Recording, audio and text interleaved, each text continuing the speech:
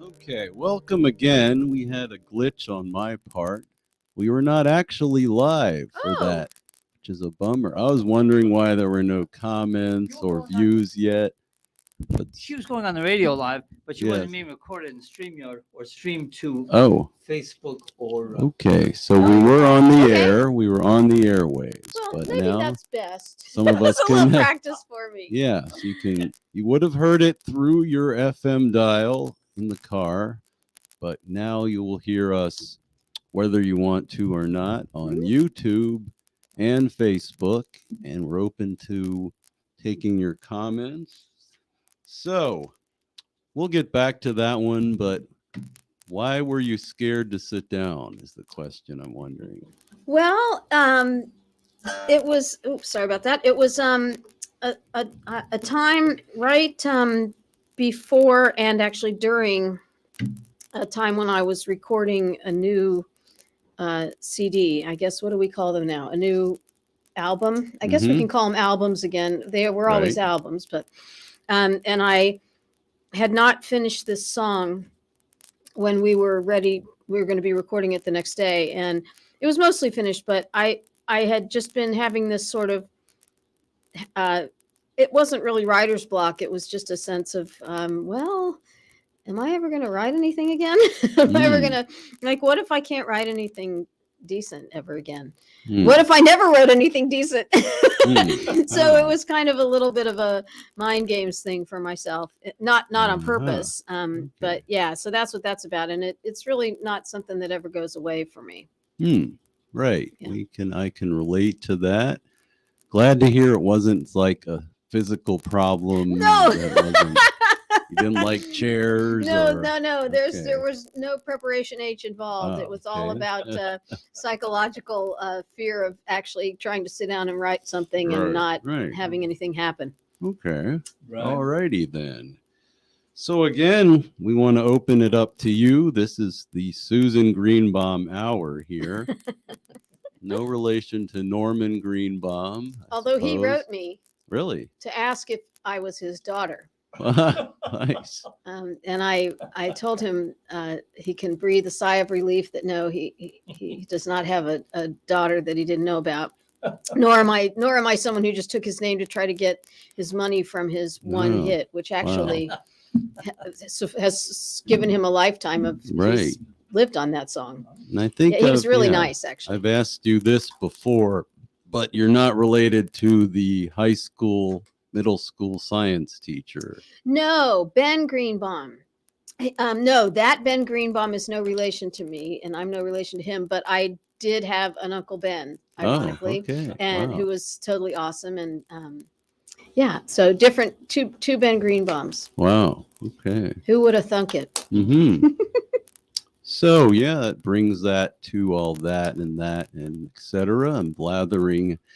I'm an amateur radio host. I have not been to broadcasting school, so you'll have to bear with me here. I've done some podcasting at home, and but anyhow, questions. So, how did you get into writing and performing music? Were you into that in school or take lessons or what? I have always sung, like since I was old enough to talk. I probably was singing before I was talking, which is really something because I talk a lot. And I sang all through elementary school. I sang in the choir in elementary school, and I went to a little fine arts camp in Kansas City, where I'm from, sort of spanning elementary school into junior high, which is what we call it there, middle school. And did, sang in choir all through that time, and same in high school. And I picked up guitar at this music camp, but was inspired to pick up guitar even earlier than that. No, yes, I was inspired earlier than that in fourth grade, because my fourth grade teacher, Steve Amtower, would bring his guitar in to class on days before like Thanksgiving break, or if we were before spring break, he would bring his guitar in and sing songs. And it completely inspired me, and we are friends to this day. My Wow. fourth grade teacher and I. He was. I mean, I always loved music, and I always sang. Hmm. Always snuck into my brother's rooms and used their records and record player that I wasn't supposed to use, and Mhm. always listened to all kinds of Hmm. music. But yeah, but Steve Amtower got me playing guitar. Right.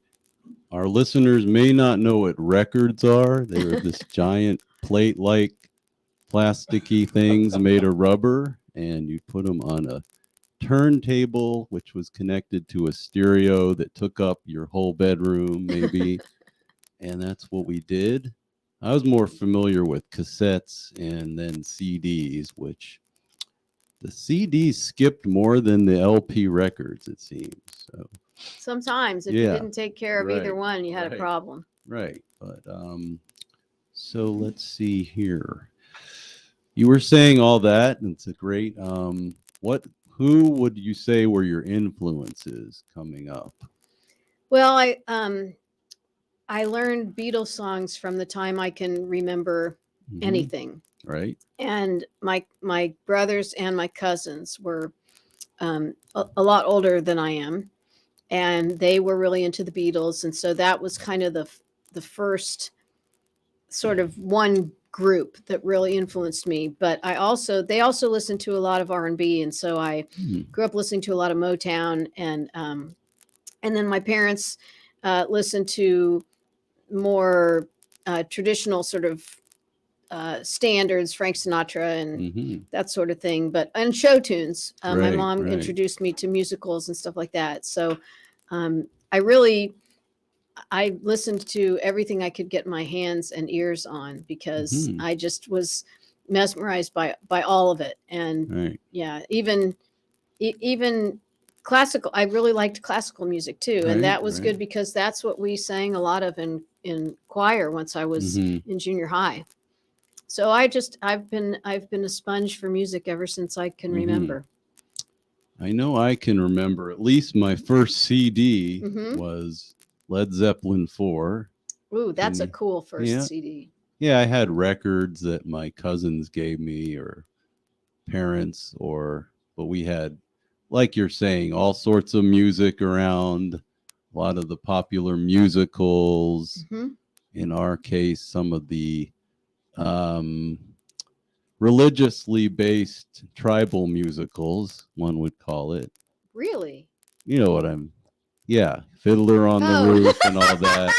that tribe. That tribe. Yes, Yeah. sure, sure.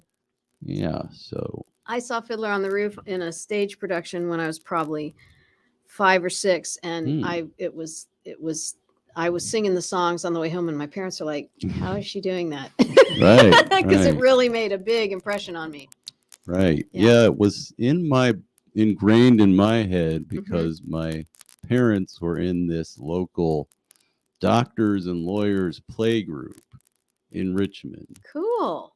So my dad was the music arranger, played the piano, and my Wow. mom got the starring role in these musicals because of being Wow. related. We'd go to, I think it was like churches that had stages, and so those stuck with me. That they did Guys and Dolls, Mm-hmm. and they weren't into the Beatles or the rock thing. They weren't in that era. Right. But then you hear it, they had radio and the media and all that. So we are all influenced by those things. Right. Anyway, yeah, again, as you can see on the sign, this is WRWK 93.9 FM, The Work, coming to you out of Midlothian, serving Chesterfield, Henrico, Richmond, Goochland, Hanover, and all over the world as far as the internets and Facebooks. And so you can leave comments here. We do have we got a phone number, which you can see coming around. Isn't it on the wall somewhere? It is not, but if you know it, you can give us a call. And Would you like me to read it off? Sure, why not? The phone number here at the Work FM is 804 464 1089. Great, great. I like great. to be useful. Yeah. Hey, Wow. that's a theme around here. Yes, that Being is one useful. of Ron saying he did a rap song about being useful a little while I ago. won't sing it tonight. Right, right. But great. So why don't I hit the button to turn these phones on again? How do I do that? Busy all. I had that on. So No, hit Nope. hit the left. There you go. There you go. I think you got it now. Okay. Why is Or hit that button. Hit that button once on the bottom. The other one that's lit up. here? The other one that's lit up. The one that's lit up. And All right. the red button itself, Roger. Which one? This? Yeah. Okay, we're gonna And hit then hit this. And then hit disconnect to the left. I remember when there was just a phone and a dial, and all you Oh, did was gosh, yeah. hang it up or pick it up, and that was In the fact, two I was at the options. World's Fair in Seattle in '61 when they first introduced the touchpad, and we were all Okay. Oh wow, yeah. Yeah, Yeah. I think I've we're done many of them. available to take your calls. Yeah. Please limit your calls to thought out, nice conversations, not jokes and negative comments or bomb threats or epithets against what we're doing. But glad to hear from you all. And we'll just saunter back over to Susan Greenbaum. I've taken up too much of the spotlight here. Not at all. No? Well, it's good to know. So, let's see. You were saying you were influenced by all those things. I was saying I was also. We have Ron here. How about you? Woo-hoo. What were you influenced by growing up? Oh, musically? Yeah. Well, of course, initially I just floated along with the musical trends, the dumbest songs you ever heard, bebop, alula. We tried to pretend they meant something because our adults my parents looked at me like I was losing my mind, but I was trying to lose my mind so I could be cool, right? It didn't really go over that well. It wasn't until I got into, I was probably the late '60s when I first heard Taj Mahal. Oh. Right. And he did an album, a cappella album called "The Old Folks at Home," and there was some beautiful tunes. And that was when I first said, "This is music. This connects." Other stuff was pretty to listen to, but that really connected. Cool. And that's when I got excited. In fact, I could do my rendition of Line and Track. Please. Of what? Line and Track. It's unusual. Have you heard it before? Mm-mm. It's really based on a field holler. Okay. Anyway, but it's impossible to do. It sounds out like this, right? Oh. Hey, boy, is you right? You just got right. Well, I'm on about Line and Track. These old boy about to break my back singing, oh boy. It's a long, don't jack like, oh boy. Ain't you lying? Oh. And you make up a chorus as you go along. It's kind of like marching in time. You make up a chorus, but they use the chorus to keep time. What fascinated me was the idea of having that be your life sentence. Yeah. You had camaraderie, you had meaning, but you had a pretty endless drudgery otherwise. And that to me was the blues. Forget this other blues where you sit down whooping about your girlfriend.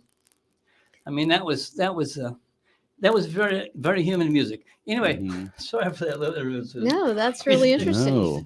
We'll have to have a special cool. show with Ron doing these renditions of hollows and maybe look into what was going on then at another time. Let me throw in, Roger, that if you Google Giant Step, or rather Line and Track by Taj Mahal, the album was called Giant Step, double album. You can get the original of that. And I don't know if I do it justice or not. Probably not with this mic, not with these vocal cords anymore. Well, you're also not sentenced to life in of hard labor. Yes, I don't have the blues. I'm just putting on. Right. I'm just putting on. But I think they're therapeutic, even if you just put Sure, absolutely. Yeah. Absolutely. Who doesn't like those blues? Whatever they've turned into, started out, as Ron was saying, people suffering, trying to get through the day or their lives, and then friend of mine, I think it's Clay, had a phrase when we were in a band and it was on the website. He said, and then those blues echoed across the Atlantic Ocean and went back and forth. Then we had the Beatles, the Stones, all these groups. Then Jimi Hendrix went over, and he wasn't popular here, but then when he came back, he brought it back, and then it caught on, I guess. And apparently, a bunch of those groups toured with the old blues folks who were their idols, but at the time, those people were not really known to the general public. So, a little blues history here. Maybe not completely accurate, but again, we're just randomly off the cuff here, throwing out things to talk about. And what else we got, folks? What else? What else? We have Susan. Well, I'd like to hear more of Susan's Yes, story. yes, that'd be great. Did you want another song? We Well, would. that- Or Yep, do you want me to yeah. talk? I talk, a lot. Well, it's Maybe all you- it's all news to us, Susan. Right. We'd love to hear it. But I love to say we're obviously a community radio station. We don't spend a lot of money on ANSCAP licenses, so we like to hear the story behind the song, Mhm. behind the singer, because that to us is what's real. We want people to know that fellow in Kroger's grocery section might be a singer somewhere. Mhm. Or if you pass Susan on the sidewalk, you'd say, "Oh, there's a little girl." You wouldn't say, "There goes Susan Greenbaum," unless she had a label on. But you have to know these people are everywhere doing incredible things. Mhm. And if you realize that, the world looks a little better. I think that's Mhm. a really good point that there's Yeah. it and that goes for all kinds of things. It's not just people have all these talents that are not necessarily hidden on purpose, but you can't read somebody from just looking at them, Mhm. Yeah. passing them on the street, Right. and they may have all kinds of different talents and interests, but they also that you can't tell anything about them. You Mhm. can't make a judgment on what kind of people they are No. You So- certainly can. unless they have an AR-15 slung over their Right. shoulder. Yeah, then might, maybe. then maybe. Then maybe. But yeah. but yeah, so I just try to, some stuff I write from personal experience, and some stuff I write just as a storytelling opportunity. Sometimes I make up a story to reflect something that's happened to me, and but it's not actually a super personal thing or Mhm. anything like that. So it just depends on the song. And one of the things I learned from my brothers and parents' musical guidance was I don't think I write in any one single style. Mhm. I write in all kinds of ways, and I can write some bluesy numbers. I can write more straight ahead pop tunes, and so it's a variation for me. I like to keep things varied because that's how radio stations used to Right. be. Yeah. Right. Yes, Um, right.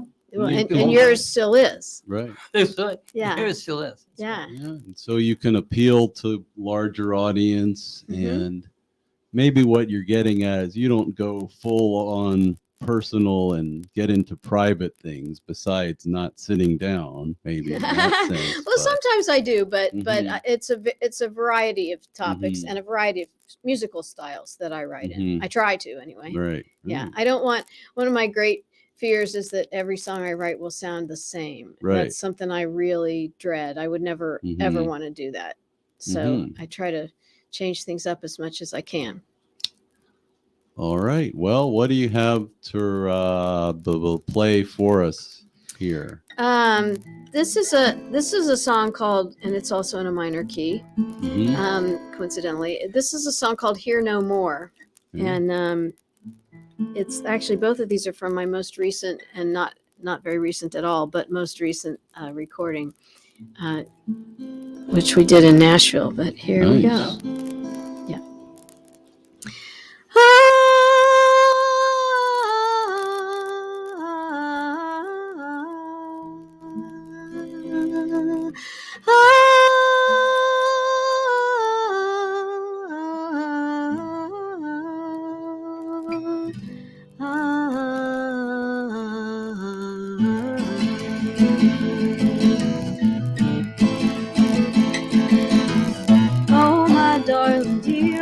gotta close that door and go. But that don't mean I love you any less, I hope you know. It's just the way the day unfolds, just a strive for hard life holds. I've gotta close that door, and I've got to go. Oh, my darling dear, I've gotta turn that key and leave. But you know that I never meant to hurt or to deceive. It's just the seconds beckon now, just the fear that years allow. I've gotta close that door, and I've got to go. Close that door, you will find me here no more. Close your eyes, your olive eyes are the hard person tries. You're just twisting to and fro. I've got to close that door, and I've got to go.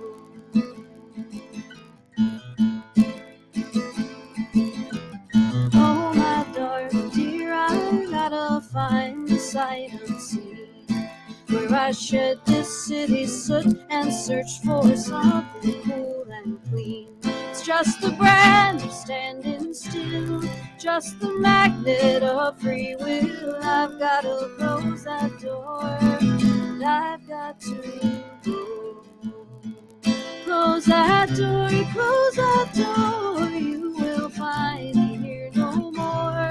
Close your eyes, your olive eyes, however hard person tries, and just listening to and fro. I've got to close that door, and I've got to go.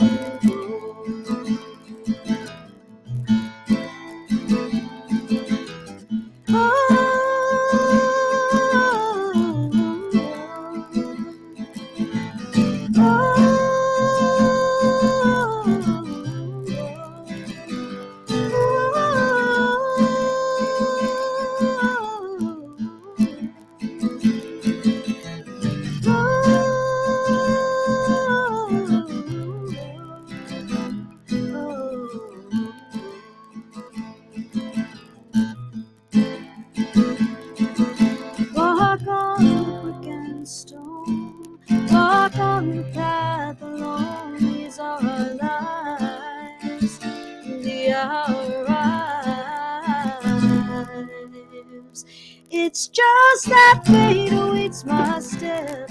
Just a call the road has kept. I've got to close that door, and I've got to go. Close that door, you will find me here no more. Close your eyes, your olive eyes, however hard a person tries, in just twisting to and fro. I've got to close that door, and I've got to go.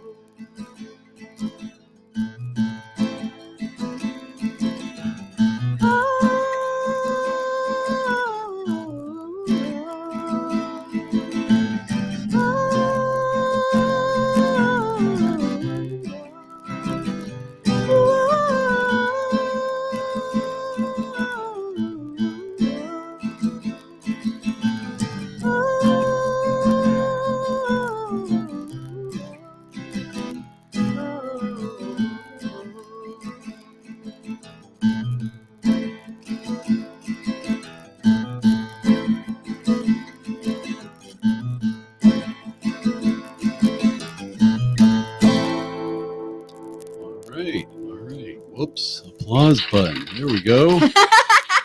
Built-in audience. I wish I could take this with me to shows. That's right. We have Just a to laughter get things started, noise, right? Yep. Whistle, bomb, gun going off, glass breaking, a drum thing, drum roll. How about a rim shot? Oh yeah. Well, we got this. Oh, a burp. If we Well, want now. that, maybe we want that, but it's a very low-tech thing. Red, made in China. But with lots of options. Yeah, lots That's of right. options. You got to work with what you got. Exactly. And so I was thinking of some randomly interesting inquiries, such as you said you recorded that in Nashville. Hmm. Do you have like a band, or did some people go there with you, or was it a studio band out there? Or A little bit of both. I do have a band here in Mhm. Richmond. I'm very lucky to have to get to play with extraordinarily talented musicians who I'm also friends with. You Mhm. know, it's nice when you like the people in your band. So Ed Drake is our lead guitarist, and Mike Drake is our bass player, and Lucy Kilpatrick is our keyboard player. Oh, Wow. Lucy. And Wow. then, yes, everyone knows and loves Lucy because Yes. she's amazing. Hmm. And my husband, Chris Parker, is our drummer, and Ah. he and I both went to Nashville. But everybody else who played on the album is a studio. Well, was procured, shall we say, Right, right, by the studio, and right. it was pretty overwhelming when I found out who they all were, because it's one of those things where, well, if you know the right people, I guess you can get some pretty great folks, because the two of the guitarists who played were George Marinelli, who's Bonnie Mhm. Raitt's lead guitarist, Wow. Whoa. Wow. and Dan Dugmore, who is especially well known for playing pedal steel, but he also plays electric guitar, or any guitar, I'm sure. Right. And he's a staple in the well, what I like to call the good music world. He's if you've ever heard Linda Ronstadt's song Blue Bayou, Mm-hmm. that's him playing pedal steel on that. Wow. He played Wow. with Jackson Brown for many years. He played with Wow. James Taylor, I think, for 11 years, Wow. and Wow. played with Linda Ronstadt, and just, is quite an extraordinary person. And the keyboard Right. player, piano player, was a guy named Mark T. Jordan, who played with Lyle Lovett, and just a Wow. really amazing collection of extraordinarily talented people that we never would have had any Yeah. ability to get if it hadn't been Yeah. for the studio. Yeah, I'm sure. Well, studio time itself is quite expensive, at least here. I can't imagine a Nashville thing, probably. And then procurement, at least in Richmond, one has to find their own people. If they're a friend, they'll play for free or a nominal charge. And Mhm. but I can't imagine. I bet not to get into the numbers of it, but I'm sure that was a hefty amount of dough put out by somebody for that. Me. So, yeah. Okay. That Wow. would be me. That would be my dough. Right. Right. It was well worth it. I have Right. a policy that I don't make a new CD and pay until I've paid for the last. I don't make a Oh. new album recording until I've paid for the last one. So, Mm.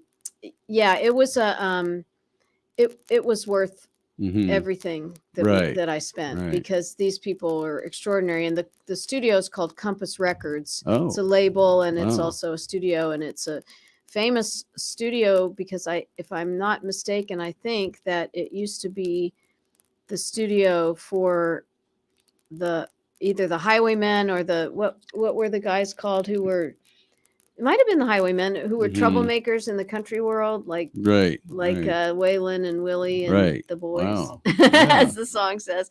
But yeah, it's a really amazing place, and the people who own it, Allison Brown and Gary West. Allison is a Grammy Award winning, extremely well known banjo player. Mm. She won a Grammy on a recording she did with Bela Fleck. Oh, Wow. Yeah, Nice. and they're pretty great folks. They're really Mhm. neat people, and Gary does most of the production. Mm.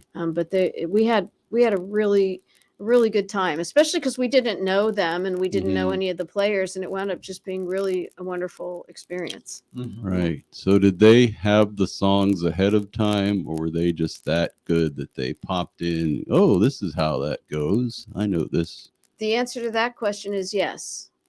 They did have the songs ahead of time, but they were, for example, the song that I did first, that may not have been heard by some of the folks. Oh. I finished it the night before we recorded it. So, Mhm. but they're these people are people who live and breathe the music. They Mhm. they can absorb things immediately and are really good and really quick, which is important because, as you said, it's time is money. Right. And right.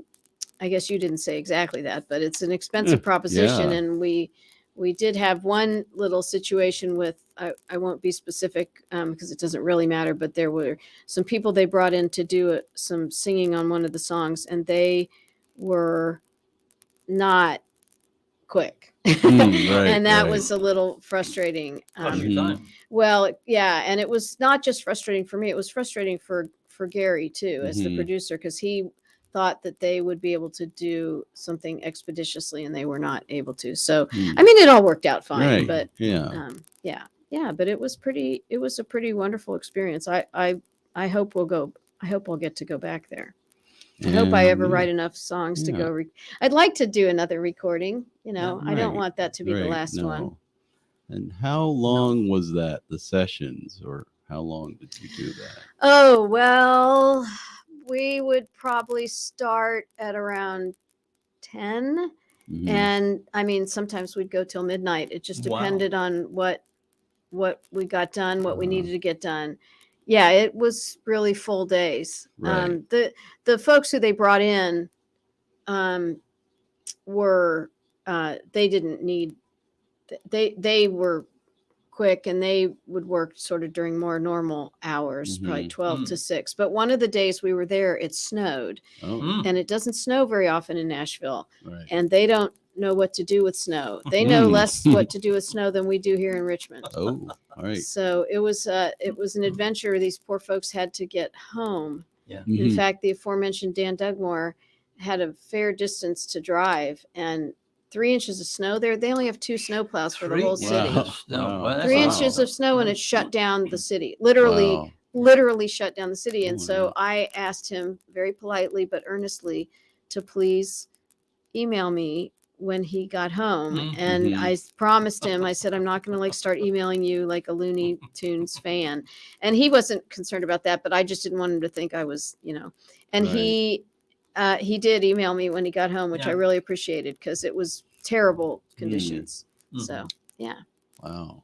Well. I'm once a Jewish mother, always a Jewish mother. Yep. Well, yep. Mother Nature's always in charge. Right. Yeah. We pretend that she's not watching us. We break the cookie jars, we'll steal the cookies, but she's watching all the time. And I think she has a couple taps on the shoulder reserved just for us. Yes, Right, I right. agree. Yeah. Yeah.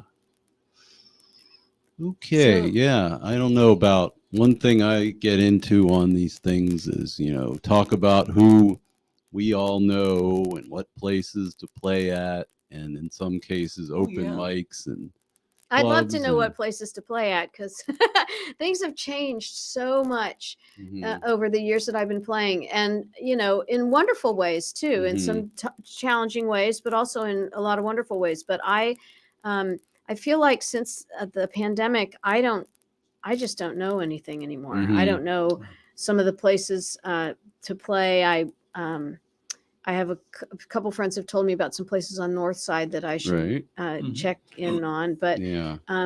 I just I want to be playing more. It was Right. Mhm. I was sort of dreading Saturday because I was scared that Right. I would suck and Right. and that no one would show up, which would have been fine because if I had sucked, then of course I wouldn't have wanted Right. anyone there. Right. But fortunately, it really worked out well, and Yeah. it reminded me how much I love Performing? to perform for Yeah. folks. Right. How much Yeah. I really That love was doing. Porchella. Well, Yeah.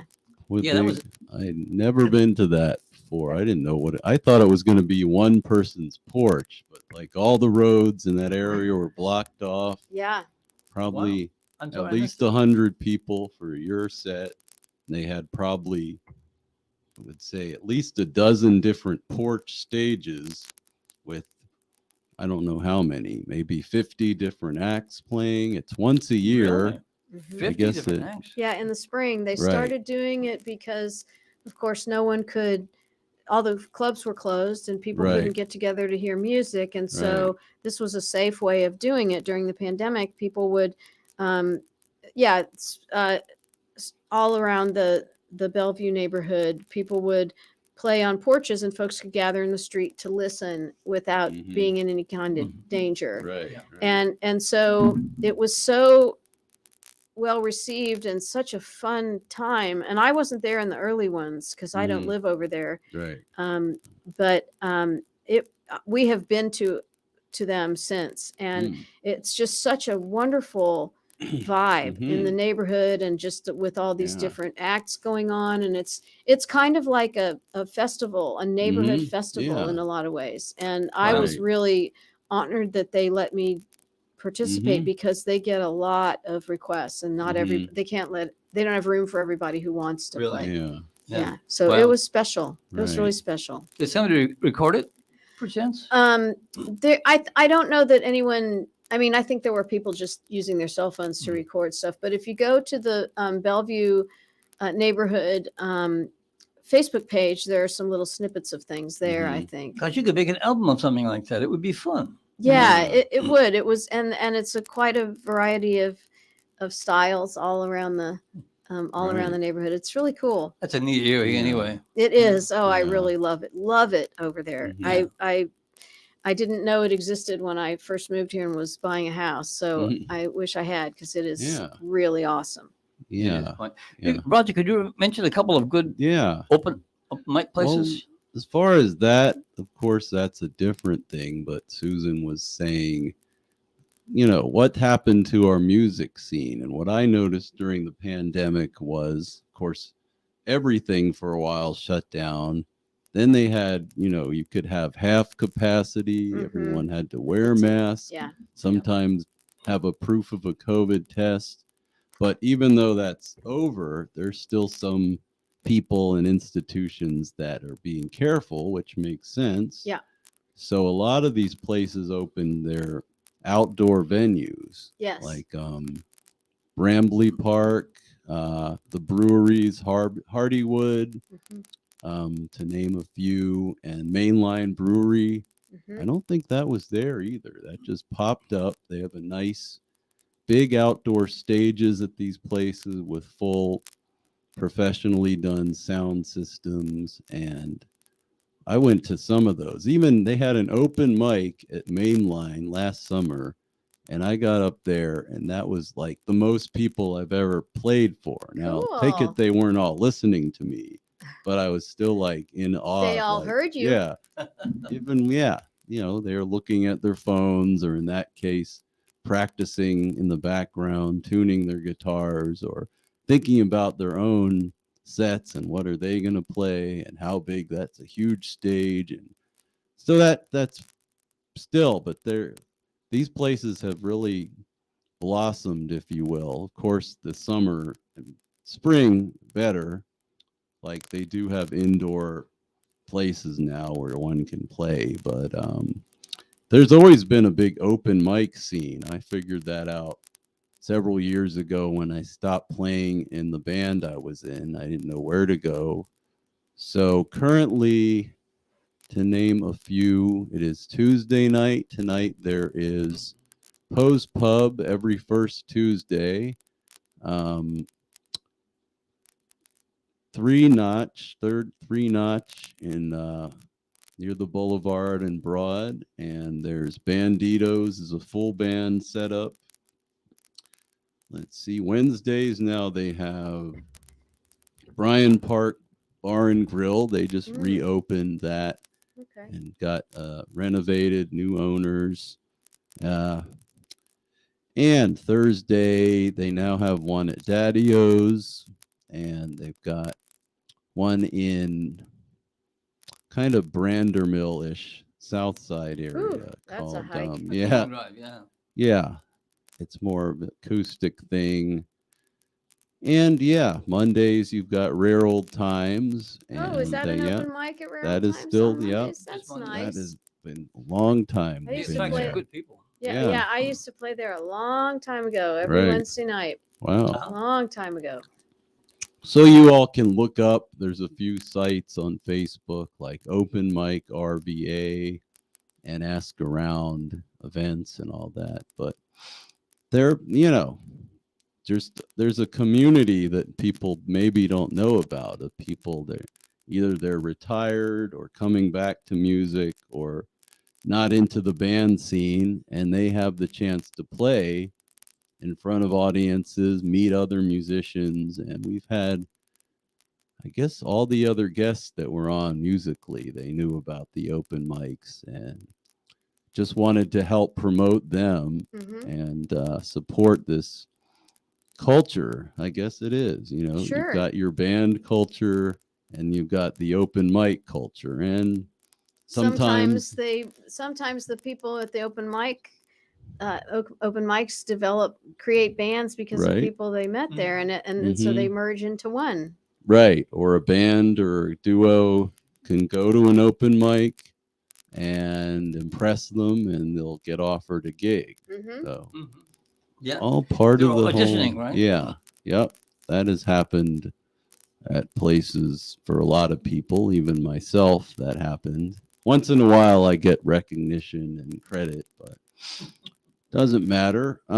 So we started a little late here, which is fine. Then we had the video mix up, but again, glad you all tuned in, and I posted the schedule, which is amazing, and so grateful to people pitching in and wanting to be on this show, because we just started this and then we stopped and we started it again, or Ron and I thought, let's try this again. What's it called? What's your The show? R&R music show, currently Ah, Or that local makes music. sense. local Yeah. music Change it to show. Susan and Roger. I like R&R. That But, works in a lot of ways. Just to recap, well, there's a picture of Susan. We have next week Eileen Edmonds. Yay, she's Right. awesome. And the We love her. following week, we have a couple nice folks who I've met at their comedy open mics. So they are hosts and practicing comedians, promoters, Benny Blanco Perry and Brooklyn Lenoir. And after that, we have Bill Noxon, and people have just been really great to come in and be interested. Well, Many people, so. you're really great to share your microphone with musicians and give us a chance to get our Yeah. voices out there. Right. our I'm songs. just saying, you don't know what'll happen. I was online and going around, please come on my show. Why won't you be on the radio? Isn't it fun? Don't you value that anymore? And people were saying, why don't you pay us? Or I'm busy, I'm not doing that. And things change. So changing for the better. Yeah. Anyone who's watching, some of them will be on later. They wanted to tune in at first, and tell your friends. Again, musicians, comedians, local activists, mental health, recovery related things. Mhm. All sorts. We're open to that, and we'll have to call it something else, just the show, whatever. But glad to have you all listening. And Susan, so glad you can make it. Maybe you could play us out with another spectacular song. All right, let's see what I can come up with. Here's a song.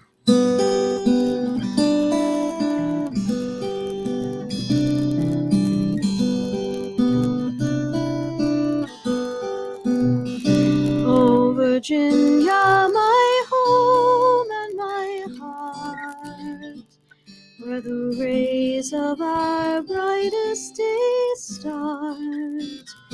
Home of simple and fine, land of dogwood and pine. See the tide waters rise and the blue mountain skies. Oh, Virginia, in your beauty I see future promise and proudest story. As I hold precious memories of those here and gone, I will raise up my voice with the cardinals at dawn. To the stars up above, I will sing of my love for Virginia, the home of my heart. Oh, Virginia,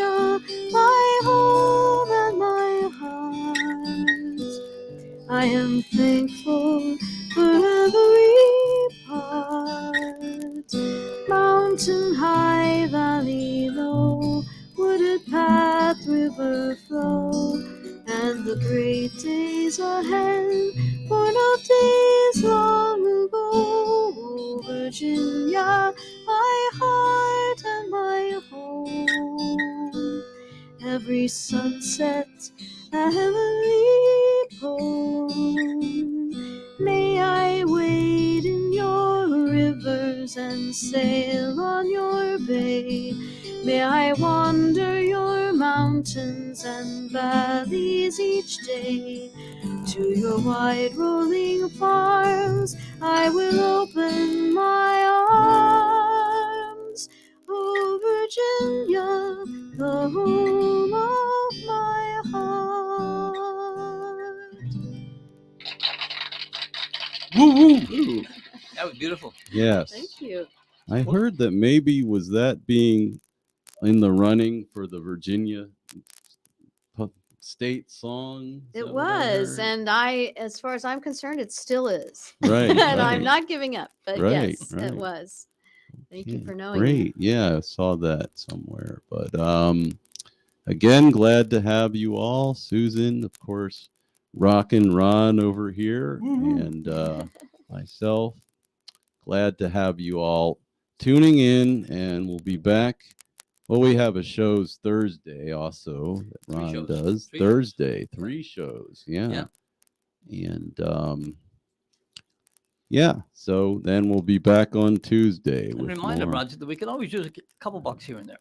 Right? Oh, yes. You can donate on the There's- website, theworkfm.org. And Is the it- ORG tells you that it's a nonprofit Right, and right. it's That's good right. to donate. I Right? guarantee you we make no money here. The valve goes the other way. Yes, they can tell from Humble our surroundings, humble but surroundings. very effective and lovely. Right, Really. Well, we get the human part right. right. Yeah. Absolutely. Well, thanks so much for having me. This was awesome. Great. Thank you. And we're going to switch off again, the Work FM. Going to cut us down here, and we will be coming out with another one of our looped shows. And what is that? Just going to pop, whoops, back into the programming thingamabob. That's going to be, what are we doing? The next full show will have You Deserve Another Go coming up by Kendall Boyson. So that'll come up in a few moments after some PSAs, and we'll just switch that over. Where is the button? Here we go. All right.